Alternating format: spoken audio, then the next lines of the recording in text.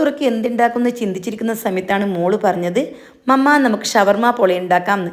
1 cup boneless ചിക്കനിലേക്ക് 1 teaspoon garam masala, 1 teaspoon pepper powder, 1 teaspoon onion powder, 1 teaspoon Arabic masala, 1/2 teaspoon മഞ്ഞൾപ്പൊടി, 1 teaspoon kasuri methi, 1 teaspoon Kashmiri chilli powder, 1/2 teaspoon ഉപ്പ്, 1 teaspoon ഇഞ്ചി വെളുത്തുള്ളി paste, 1 teaspoon vinegar, 4 tablespoon തൈര്.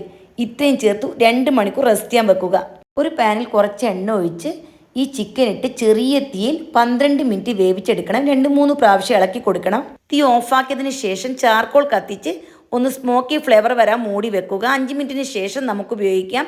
1 table spoon ഇഞ്ചി, 1 table spoon വെളുത്തുള്ളി ചെറുതായി അരിഞ്ഞതും, 1 ക്യാരറ്റ്, ചെറിയ കഷ്ണം ക്യാബേജ്, 1 ചെറിയ ക്യാപ്സിക്കം, 1 ചെറിയ തക്കാളി ഇത്രയും നീളത്തിൽ അരിഞ്ഞതും, 1/2 teaspoon pepper powder, 1/2 teaspoon garam masala, 1 teaspoon vinegar, ആവശ്യത്തിന് ഉപ്പിട്ട് നന്നായിട്ടൊന്ന് 2 മിനിറ്റ് കുക്ക് ചെയ്തെടുക്കണം. 1/2 cup mayonnaise, hot sauce 2 table spoon, 1 sachet തക്കാളിയുടെ സോസ്, അതേപോലെ തന്നെ 1/2 teaspoon crushed chilli, 1/2 teaspoon oregano എന്നിവ നന്നായിട്ടൊന്ന് മിക്സ് ചെയ്തെടുത്ത് വെക്കാം. ഒരു മിക്സിയുടെ ജാറിൽ 4 മുട്ടയും 1/2 കപ്പ് പാലും 1/2 ടീസ്പൂൺ കുരുമുളക് പൊടി, 1/2 ടീസ്പൂൺ ഗരം മസാല, 1/4 ടീസ്പൂൺ ഉപ്പ് ഇത്രയും ചേർത്ത് നന്നായിട്ടൊന്ന് ബീറ്റ് ചെയ്തെടുക്കണം.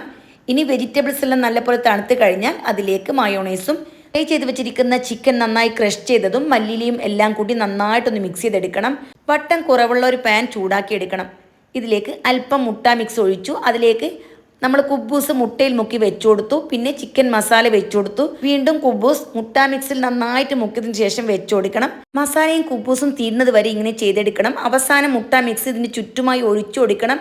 എന്നിട്ട് വീണ്ടും മസാല വെച്ചതിന് ശേഷം കുറച്ച് ചീസ് വെച്ചു കൊടുക്കണം. പിന്നെ ക്യാപ്സിക്കം മല്ലിയില കൊണ്ട് അലങ്കരിക്കാം. ചെറിയ തീയിൽ 15 മിനിറ്റാണ് വേവിച്ചെടുക്കേണ്ടത്. അടിയിൽ ഒരു പാൻ ചൂടാക്കി അതിൻ്റെ മീതെയാണ് ഈ പോട്ട് വെച്ചു കൊടുക്കേണ്ടത്. വളരെ ചെറിയ തീയിൽ ഈ പോള കുക്ക് ചെയ്തെടുക്കണം. ഇനി ഫ്ലെയിം ഓഫാക്കി ജസ്റ്റ് ഒന്ന് ചൂടാറിക്കഴിഞ്ഞാൽ വേറൊരു പാത്രത്തിലേക്ക് മാറ്റാം. അപ്പോൾ വീണ്ടും കാണാം.